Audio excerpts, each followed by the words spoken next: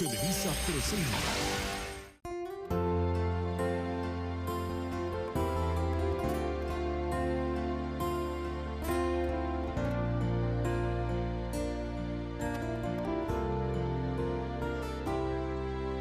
Anong lihim mayroon sa isang dilim, umuugi sa puso at damdamin.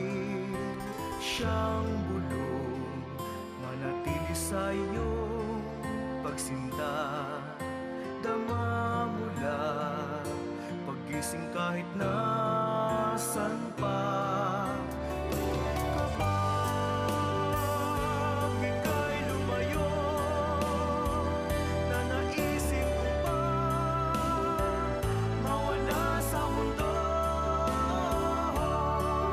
Handog, alay ng may kapal na sa'yo'y ibigay, pagsuyong wagas,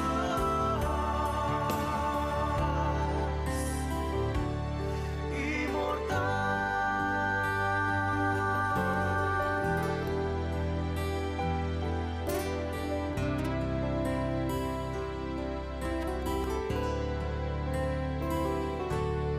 Paano si Maria Jose?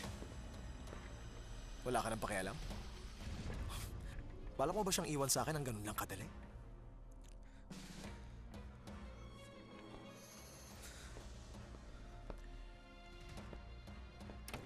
Masyado mo siyang sinusubukan. Masyado, gusto ko siya sumabog!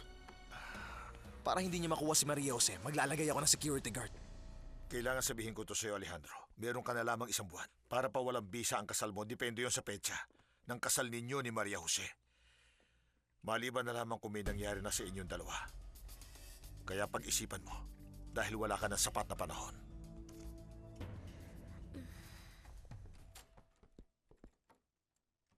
Anong ginagawa mo? Hihiram lang sana ako sa'yo ng mga damit kasi ang papangit na ng akin eh. Mamili ka kung anong gusto mo. Sa tingin mo ba bagay sa akin to? Isukat mo. Ah, sige. Oo nga pala, ano nangyari kagabi? Galit na galit si Alejandro. Parang nagtalo na naman yata silang dalawa ni Bruno. At bakit naman daw? Ewan, hindi ko alam. Malay ko. At may kinalaman ba naman to sa'yo? Wala. Ay, salamat naman. Alam mo, sa tingin ko, para yatang nagsiselos siya sa'yo. Si Bruno? Siyempre naman nagsiselos yun. Hindi, ang sinasabi ko si Alejandro. Nagsiselos siya kay Bruno. Ibig sabihin, may gusto sa'yo si Alejandro. Siguro nga, pero gusto ko malaman kung anong balak niya. Ay nako, kung ano man yon, asawa ka niya. At kung sasabihin mo sa akin na wala ka ring nararamdaman, hindi ako maniniwala dahil nagsisinungaling ka dahil napakagwapo niya. At walang babaeng makakatanggi sa kanya. Dapat pala ikaw na lang ang pinili ni Bruno na gumawa nito. Dapat wala na tayong problema. Tama, dapat ako na lang nagpakasal sa kanya, siguro ako na ang pinakamaligayang babae. O eto, gusto kong samahan mo si Itay na lumabas para makabili siya ng pangtina. Tsaka ibili mo na rin siya ng magagandang t-shirt, okay? Wala ka bang ibibigay sa akin? Kailangan ko rin bumili ng mga bagong damit eh. Ay, Paula, ang problema ito na lang ang pera natin. Ay di humingi ka kay Alejandro. Ayoko nang manamit ng ganito. Ang pangit ang tingin ng mga tao sa akin at nakakaasiwa yun. Paula, kailangang isipin mo na matatapos din ang lahat ng to. Bakit? Dahil totoo. Ay naku ate, sandali lang. Ano ka ba? Ay, kainis!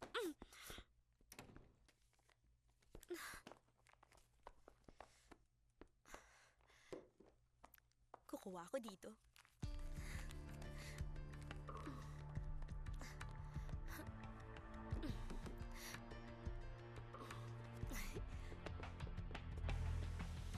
Napapansin mo naman siguro na hindi nagkakasundo na si Alejandro at Bruno, tama? Opo, madam. Kahit noon pa ganyan na sila. At ang masakit sa akin, talagang nahihirapan na akong tanggapin kasi parehas ko naman silang mahal. Ikaw ba minsan iniistorbo ni Bruno? Hindi po.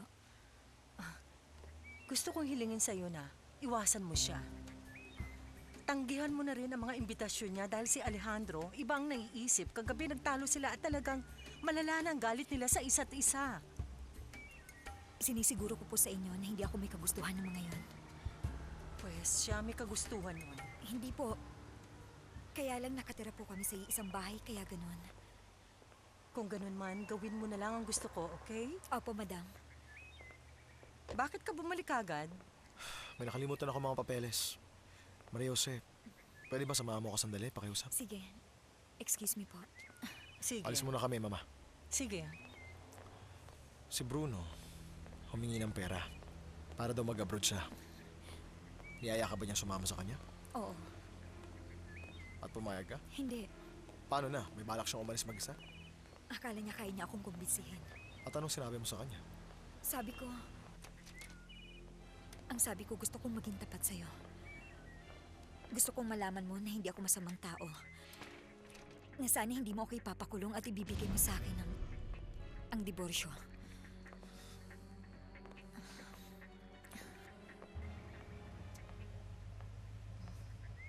Ano yun, anak? Kailangan ko makausap si Alejandro. Kasama niya si Maria Jose. Bruno? Alam mo, nakakatuwa. Kasi mga nangyayari sa atin hindi pangkaraniwan. Naniniwala ka ba sa tadhana? Hindi ko alam. Minsan hindi tadhana. May mga bagay tayong ginagawa na tama at meron din tayong mga pagkakamali. Sana. Sana hindi ako nagkamali pagdating sa'yo. Ang masasabi ko lang, nagsisisi ako. Sana hindi na nangyari ang lahat ng ito. Bakit naman? Bakit hindi natin bigyan ng pagkakataon na makilala ang isa't isa? Gusto mo ba ako? Oo, kaya lang. Natatakot ako na baka lukuhin mo din. Magkaiba tayo ng katayuan sa buhay. Ang pagkakaiba lang natin ay marami akong pera. Pero ang totoo niyan, parehas lang tayo mga simpleng tao.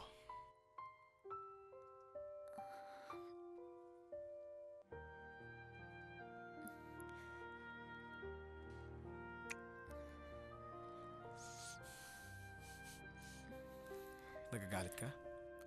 Hindi, kaya lang. Hindi ako sigurado sa aking ginagawa.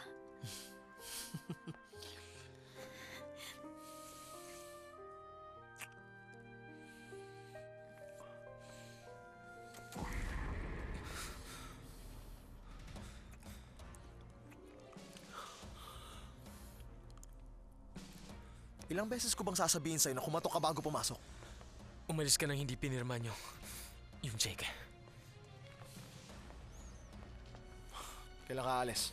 Sa lalong madaling panahon. Kaya di kung ganun mula sa amin ni Maria Jose, sana mag-ingat ka at mag-enjoy ka sa biyahe mo. Tama ba, mahal ko? Oo. Sinasadya mong magalit si Bruno at ayoko ng ginagawa mo. Gusto kong malaman kung anong pinaplano mo. Ano ba talagang plano ni Bruno? Sakaling mamatay ako, at ikaw ang naging biyuda ko at minana mo ang lahat-lahat ng ari-arian ko. Anong binabalak niyo pagkatapos nun? Magpapakasal kayo? Oo, pero ang sabi ko hindi ko siya pakakasalan. Pero mahal mo siya. At ang babae nagmamahal ay lagi nagpapatawad, hindi ba? Hindi ko siya mapapatawad sa ginawa niya sa akin. Kahit kailan hindi. Hindi mo pa din sinasagot ang tanong ko. Aalis na dito si Bruno at paano na ako? Hihintayin mo ba muna maging ligtas siya sa abroad at pagkatapos isisisi mo sa akin ang lahat? Dahil kung gagawin mo yun, hindi ko hayaang mangyari yun. Magsasalita ako, sasabihin ko na pinilit niya lang ako. Siguro walang maniniwala. Pero, alam ko na ikaw at ang pamilya mo ay hindi gusto na masangkot sa iskandalo. Kahit sino, ayaw masangkot sa eskandalo. May magagawa po ba ako para sa inyo, sir? Magbabago tayo ng plano. Pupunta tayong dalawa sa Mexico dahil si Maria Jose at ang pamilya niya wala silang mga passports. Yung lalaki sinabi ko sa iyo na taga Tijuana, makakuha ng mga peking visas at sigurado yun. Kaya lang, mas mahirap at mas mahal po yun. Hindi na problema yon. Kailangang makaisip pa tayo ng ibang paraan para maialis natin sila dito. Si Alejandro, naglagay siya ng mas maraming security guards. Oo, napansin ko nga po. Kailangan maghintay tayo ng magandang pagkakataon. Kailangan maghintay tayo ng magandang pagkakataon. At Maria Jose, kailangan maintindihan mo na hindi ko kaya makisama sa isang tao na alam kong gusto akong patayin. Naintindihan ko. Pero ang pagkakaalam ko, hindi ito ang naging una. Sinabi ni Bruno na ilang beses yan ang sinubukan nito. Pilit mo pa rin pananiniwalaan ang mga sinasabi ni Bruno pagkatapos ng mga ginawa niya? Kasi wala akong nalalaman tungkol sa iyo, Alejandro. Maria Jose, Hindi ba sinabi ko na sa'yo ang nangyari sa trailer? Na sinadyang ibangga sa sasakyan ko to at ang isang pobreng lalaki na isinakay ko lang noon ay namatay at hindi ko lang alam kung pati ang asawa niya nadamay. Hindi. Wala akong ideya. At si Bruno, maaaring hindi niya sinasadya. Si Bruno, kaya niyang gawin yun at higit pa. Ngayon pupunta siya ng ibang bansa. At gusto mo makipaghiwalay. At malamang niyan, magsasama kayong dalawa uli. Kakalimutan niyo ang lahat na nangyari at magsasama kayong dalawa ng masaya. Hindi ko pakakasalan si Bruno. O sige. Maniniwala ako. Pero ang gusto ko, baguhin natin ang kontrata ng ating kasal. Gagawin natin itong separation of property imbes na joint property. May panahon pa para gawin yun. Sabi ko naman sa'yo, wala akong interes sa pera mo. Wala.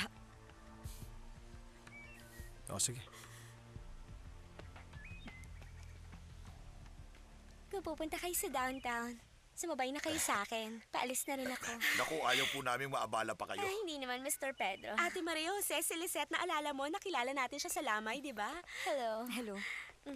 Ang kasal mo kay Alejandra ay naging malaking sorpresa sa aming lahat. Napakaganda mo pala. Salamat. Siyempre, kung magpapakasal lang din naman si Alejandro, doon na sa isang babaeng di pangkaraniwan at napakaganda. Alam mo bang ex niya ang kapatid ko? Oo, nabanggit sa akin minsan yun. Sa totoo lang, parang fiancé na din. Pero hindi talaga sila formally engaged. Kaya wag mong iisipin na hindi kita magugustuhan dahil doon. Wala namang dapat sisihin kung hindi man nagkatuluyan si Alejandro at ang kapatid ko. Okay, Maria Jose? Oo, salamat. May party sa bahay bukas. Gusto mong pumunta? Hindi ko alam. Tatanungin ko si Alejandro. Ay, wag ka muna magpaalila agad. Kung ayaw niya, edi iwanan mo siya dito. Oo nga, Ate Maria Jose, pumunta na tayo doon, please. Sige. Kung pwede, pupunta kami. Aasahan ko yan, ha? O tara na, isasabay ko na sila. Talaga po bang hindi kami makakaabala sa Ay, inyo? tatay naman, Kasi hindi po- naman po. Okay lang yon. Kita mo na, tara. O sige, anak. Ingat Aalis kayo. na kami.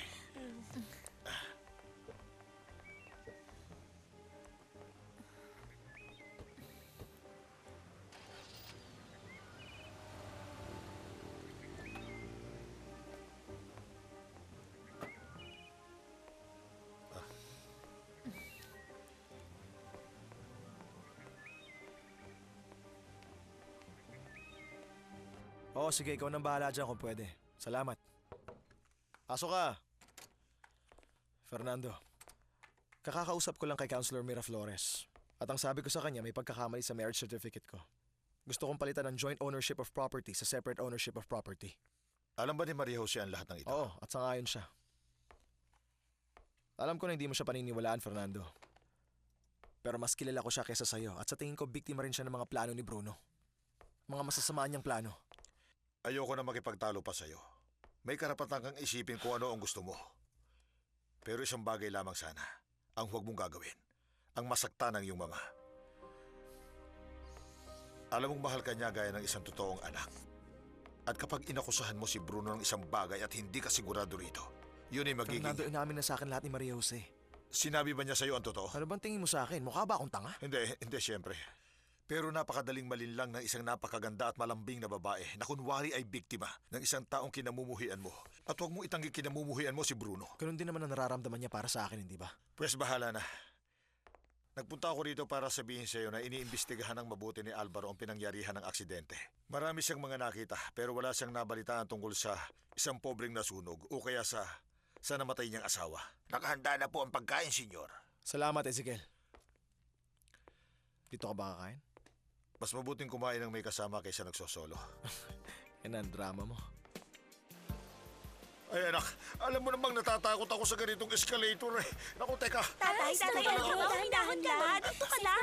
Hindi ka naman Relax mahuhulog ka lang. Hindi ka mahuhulog dito. Tsaka malapit na rin naman tayong bumaba, kaya humawak na lang kayo dyan. Naku, miss, masyado ka naming naabala. O, dahan-dahan lang. At saka, manananghalian kami doon sa bahay ni Senyor Lombardo. Ay, Mr. Masyadong formal. Hindi ba manugang niyo na siya? Oo nga, pero ibang katayuan nila sa buhay. Gusto ko tumingin ng sapatos. Saan ba yung mga sapatos? Halika, Paula. Dadaling kita sa tindahan ng magagandang sapatos. Pero masyadong mahal ang mga Yung mga branded, ha? Ay, ano ka ba, tatay? Titignan ko lang naman. Kung ano masama magugustuhan, doon? Mabibilin ko bilang regalo. Nakakahiya naman. Hindi mo pwedeng tanggihan yan dahil gusto kong ibigay yan bilang Pero ngayon regalo. mo lamang kami nakilala. Isang karangalan yan para sa akin. Wow, ang ganda!